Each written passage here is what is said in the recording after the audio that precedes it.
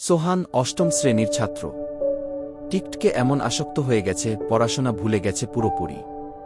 তার বাবা বিদেশে থাকেন, ভিডিও কলে যখন জানতে চান, সোহান শুধু বলে, ভালো আছি, পড়িউ। বাস্তবে বইয়ের পাতা খুলে না, ফোনের স্ক্রোলই চলে সারাদিন। মা একদিন এক অভিজ্ঞ টিউটর রাখলেন।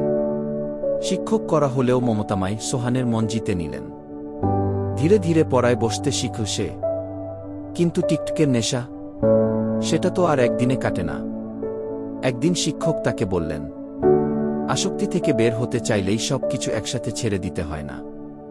একটু একটু করে ছাড়ো, আর নামাজে মনোযোগ দাও। ইনশাআল্লাহ তুমি পারবে।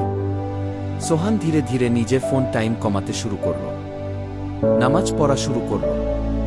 আর একদিন এসে বলল, স্যার, এখন ফোন ছাড়লে মন শান্তি পায়, আগের মতো অস্থির লাগে না। আসক্তি থেকে মুক্তি সময় চায়, ইচ্ছা আর হালাল পথে ফিরলেই আল্লাহ সাহায্য করেন।